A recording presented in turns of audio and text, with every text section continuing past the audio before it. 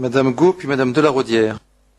Merci Monsieur le Président. Monsieur le Ministre, j'aurais deux questions à vous poser. Une sur la civiculture en lien avec votre préoccupation sur le système assurantiel et une autre sur le cadre de vie des agriculteurs.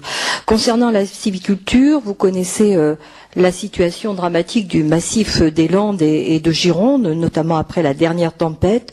Je ne reviendrai pas pour ma part sur les insuffisances qui sont dénoncées par la profession, tant sur du soutien par rapport au soutien de l'État, tant sur les montants que sur les délais. Ma question est de savoir, est-ce que vous envisagez de mettre en place un fonds de garantie alimenté par l'État et la profession pour répondre au problème qui est assez récurrent des civiculteurs à s'assurer dans des conditions financières satisfaisantes.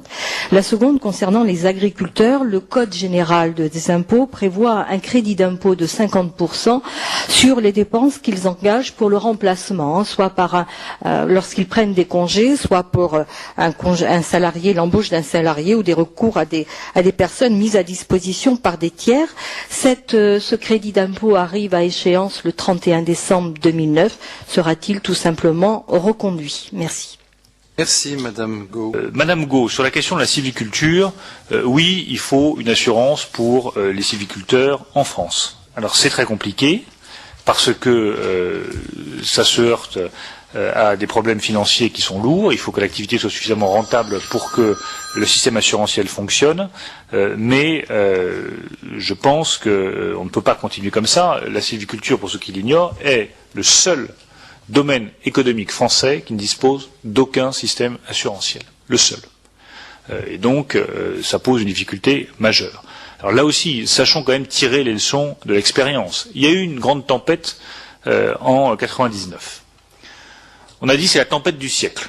Donc c'est pas la peine de s'assurer parce que ça arrive qu'une fois dans le siècle. Moins de 10 ans plus tard, on a eu une tempête qui, dans ses effets économiques, je tiens à le souligner, a été plus grave que la tempête de 99. Parce qu'il y a eu des effets de cyclone par endroits, ça se voit quand on va sur place, qui ont détruit complètement certaines exploitations. Donc là, à partir du moment où on sait que les aléas climatiques sont devenus tels qu'on court ce risque-là, autant mettre en place les dispositifs assurantiels nécessaires. Ne comptons pas sur la clémence climatologique, comptons plutôt sur notre capacité à mieux organiser les choses et à mettre en place les dispositifs assurantiels.